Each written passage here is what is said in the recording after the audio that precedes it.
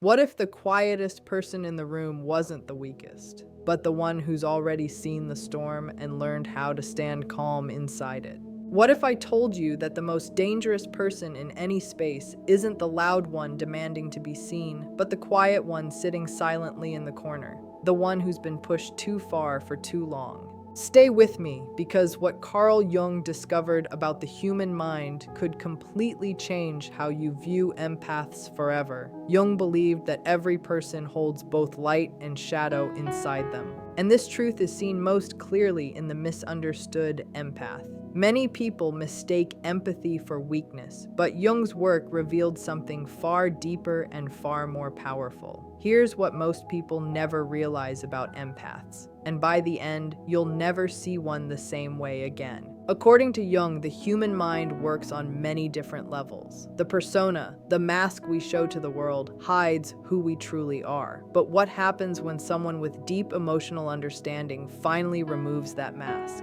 What Jung found about the hidden self, the shadow, might surprise you. Empaths live within what Jung called the tension of opposites. They feel every emotion deeply, yet they've learned how to hold that emotion without letting it take over. They can see lies clearly, yet still believe in the goodness that lives inside people. That's not naive.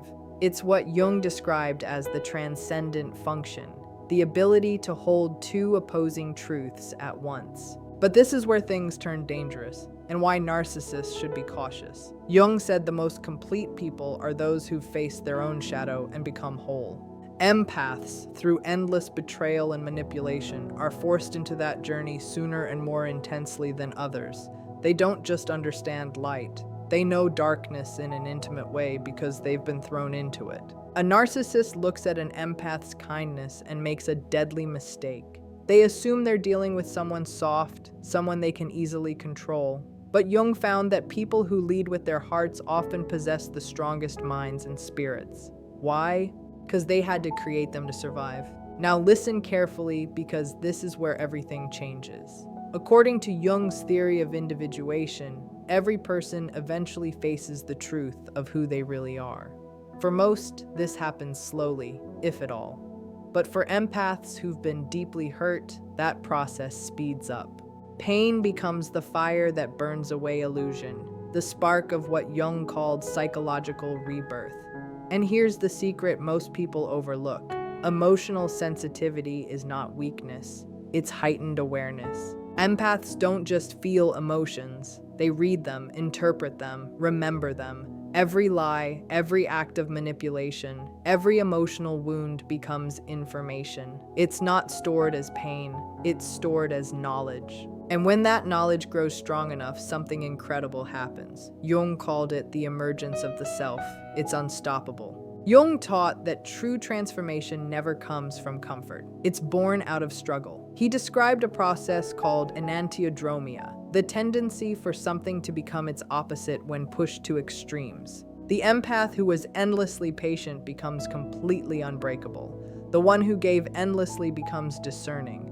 The one who forgave everything becomes final. This isn't about losing compassion, it's about gaining power. Jung understood that real strength comes from integrating your shadow, from accepting your ability to say no, to walk away, to choose peace instead of chaos. The empath doesn't lose their heart, they discover their backbone. But what comes next changes everything you thought about strength. Jung explained that there's a huge difference between reacting without awareness and responding with intention. Most people react out of pain. They lash out, seek revenge, try to hurt others as they were hurt. But the evolved empath doesn't do that. They act from what Jung called conscious choice. They don't need to destroy the one who betrayed them, because they've already won the most important battle, the one inside. Jung said the greatest victory isn't conquering others, but conquering the darker parts of your own soul that try to drag you down. And this is the exact moment when the narcissist realizes they've made a terrible mistake. Jung observed that manipulators depend on predictable reactions. They need you to explain, to chase, to argue, to be understood. But when an empath reaches what Jung called psychological autonomy, those games no longer work. They stop playing entirely. Jung discovered that the most powerful position a person can stand in is detachment, not from fear, but from understanding. The awakened empath doesn't step back because they're wounded. They step back because they finally see clearly. What happens after that will completely change how you think about power. Jung's research into psychological types showed that empaths often have what he called a dominant feeling function. But that's not emotional instability. It's deep emotional intelligence. They can sense dishonesty, read between the lines, and detect manipulation before it even unfolds. And here's the real twist. When this emotional sensitivity combines with wisdom earned through pain, something new emerges. The empath stops reacting and starts strategizing. They no longer move from pain, they move from power. Jung had a name for this shift, the transcendent function. It's the ability to hold tension without breaking, to see truth without becoming bitter, to choose response over reaction. The empath who has walked through fire develops this transcendent strength at a level most people can't imagine. They become what Jung called individuated, whole within themselves. They no longer need others' approval. They no longer measure their worth through someone else's eyes. They stop looking for validation from those who don't understand their value. But this next part might send chills down your spine. Jung described something called psychological mirroring. Empaths naturally reflect the energy others project onto them. But after being betrayed too many times, something within them shifts. They stop merely reflecting. They start revealing. They see through charm, false apologies, and emotional manipulation. They recognize games instantly, and instead of absorbing that poison, they begin to reflect it back, not with anger, but with truth. And Jung said truth is the most powerful weapon against deception. Then comes the next stage, what Jung called the return of the repressed. When someone hides their real power for too long, it eventually rises, not in chaos, but in clarity. The empath who was once endlessly patient becomes unmovable. They no longer argue, they decide. They don't explain, they act. They don't try to fix what's broken, they walk away completely. That's not cruelty. It's what Jung meant by individuation in action, becoming whole by reclaiming your strength. Here's where the psychology gets even deeper. Jung said, the shadow doesn't only hold darkness, it holds unrealized potential. For empaths, that potential includes the ability to set boundaries, to say no, to guard their peace. Betrayal forces them to reclaim these lost parts. And when they bring that power back into themselves, they don't become less kind. They become more deliberate. They still care, but they choose who truly deserves that care. Their empathy becomes sacred, something to protect, not to give away blindly. What rises from this process is what Jung called the individuated self, and it's unstoppable. Jung believed the most powerful people aren't those acting from unhealed pain, but those who've turned their pain into wisdom. The awakened empath is the perfect example of this truth. They've seen the darkest sides of human nature and emerged refined, not ruined. They understand manipulation because they've lived through it. They recognize gaslighting because they've escaped it. They can sense emotional predators because they've been drained by them.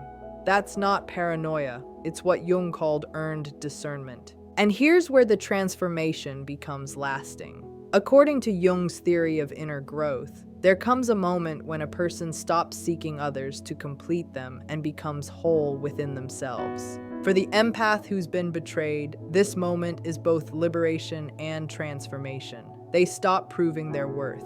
They stop explaining their limits. They stop apologizing for guarding their peace. They reach what Jung called psychological sovereignty, full ownership of their emotional world. And the final transformation is what Jung described as the return to the self. Real power isn't about being untouched by emotion, it's about mastering it. Jung discovered that true strength isn't the lack of sensitivity, but sensitivity shaped and guided by wisdom. The empath who once carried everyone's pain learns to turn it into awareness, compassion, and understanding. They move through the world quietly powerful. Kind yet unshakable, gentle yet steady, open yet well guarded. The narcissist's power ends exactly where the empath's awareness begins. And once that awareness wakes up, it can never go back to sleep. A fully awakened empath represents this paradox better than anyone else. They feel deeply, but they choose carefully whom to love. They understand people completely, but they move with caution. They forgive wholly, yet they never forget what happened. Carl Jung said the most balanced and self-aware people are those who can hold both their light and their darkness in their mind without losing either. The evolved empath has learned how to be kind and gentle with those who deserve it and firm and grounded with those who test it. They have mastered what Jung called the art of a conscious and appropriate response, and within this balance lies the most powerful truth that makes them almost untouchable.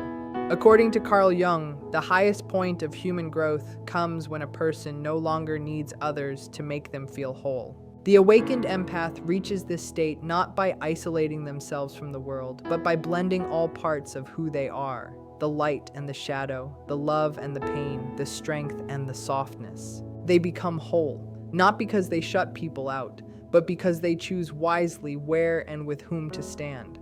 They stop trying to save those who do not want saving. They stop chasing people who are determined to run away. They stop giving their love, energy, and healing to those who only take and never return it. They no longer pour their light into empty spaces disguised as people. Instead, they now live what Jung described as the art of conscious relationships. Connections built on honesty, respect, emotional balance, and genuine care from both sides. The result of this transformation is what Jung called the individuated empath, someone who is complete, balanced, and deeply aware. These people are not just strong, they are one of the most powerful forces you can ever meet. Jung said that when a person has faced their own darkness, met their inner demons, and come out stronger, they become what he described as a true force of nature. They are not destructive, yet they are unstoppable. They are not loud or forceful, but they are completely certain of who they are and what they stand for. The fully awakened empath does not seek revenge because they no longer need it. They don't have to prove their worth to anyone because they've already met themselves and know their value on the deepest level. They are no longer afraid of being alone because they've become their own greatest companion. They've learned to sit in silence and still feel complete. They become what Jung described as psychologically whole beings, people who have turned their deepest wounds into their strongest sources of power. They are dangerous, not because they hurt others, but because they can never again be hurt in the same way. They cannot be manipulated, deceived, or broken by anyone's games. And that, according to Jung's lifetime of research and his understanding of human nature, is the most terrifying thing a narcissist can face. Someone who has learned to love themselves as fiercely, passionately, and faithfully as they once loved others. The empath's journey from victimhood to sovereignty is not only a personal victory, it's a spiritual and psychological transformation of the highest kind. It's what Jung called the heroic journey of the human soul. The empath must descend into their own darkness, face the monsters that live there, and reclaim the pieces of themselves that were lost. When they rise again, they don't just come back healed, they come back transformed. They become both powerful and peaceful, both strong and sacred. Carl Jung discovered that suffering, when faced consciously and processed with awareness, becomes the foundation of wisdom. Pain that's understood turns into knowledge. Trauma that's integrated transforms into strength. The empath who has walked through emotional fire doesn't just survive it, they carry the flame forward. They become a light that helps others find their way out of their own shadows. They stand as living proof of Jung's greatest discovery, that within every wound lies the seed of transformation, and within every heartbreak lies the beginning of awakening. Every betrayal, every rejection, every moment of despair becomes an invitation, a chance to grow into something wiser, braver, and more real. The empath learns that the very things meant to destroy them are the same forces that shape them into who they were always meant to be. This journey is not about becoming invincible. It's about becoming authentic. It's about no longer losing yourself for others, but standing solidly in your own truth. The psychology of the awakened empath is nothing short of extraordinary. Once you understand it, you'll never again mistake their calm for weakness or their kindness for naivety. They are calm because they have survived chaos. They are gentle because they have known pain. They are understanding because they have been misunderstood. They are strong because they have been broken and rebuilt piece by piece. An awakened empath has learned how to turn pain into purpose, wounds into wisdom, and heartbreak into healing. Their compassion no longer exhausts them, it energizes them. Their boundaries no longer divide them from others. They protect what is sacred inside. Their love no longer seeks validation. It shines freely, without attachment. Jung taught that the process of individuation, the joining of the conscious and the unconscious mind, is the real path to wholeness. The empath's awakening is this process brought to life. They've looked into the mirror of their own soul, seen both beauty and darkness, and chosen to embrace it all. They no longer run from pain because they understand it is the doorway to power. They no longer chase happiness because they've found peace within. The awakened empath becomes someone who no longer asks, "Who will love me?" but instead asks, "How can I love wisely?" They no longer ask, "Who will save me?" but instead say, "I have already saved myself." This self-awareness creates an energy that cannot be faked or stolen. It's the quiet confidence of someone who has seen hell and learned how to plant flowers there. When an empath reaches this level of understanding, they no longer need to explain themselves. Their very presence speaks volumes. They no longer argue with those determined to misunderstand them. They no longer try to prove their truth to anyone. They simply live it, peacefully, powerfully, and with deep authenticity. This is the final stage of Jung's psychological evolution, not perfection, but integration. The empath has united the soft and the strong, the giver and the guardian, the heart and the boundary. They are both open and grounded, compassionate and wise. And that is what makes them truly unshakable. So when you meet a fully awakened empath, know that you are in the presence of someone who has faced their darkness and chosen the light. Someone who has lost everything they thought they needed and discovered they were complete all along. Someone who has learned to love, not out of fear of losing, but from the strength of being whole. This is not weakness. It is mastery. It is not detachment. It is balance. It is not arrogance. It is awareness. It is what Carl Jung spent his life exploring, the journey of becoming whole through the union of opposites. The awakened empath stands as living proof that even the deepest pain can be turned into power. That love, when guided by wisdom, becomes unbreakable. And that the human spirit, once awakened, can rise above every wound, every betrayal, and every shadow it has ever known. Thank you for staying with me through this reflection. If you found meaning in this journey, share it, and remind someone out there that their pain too can become their strength. Because awakening is not the end of the road. It is the beginning of becoming truly whole.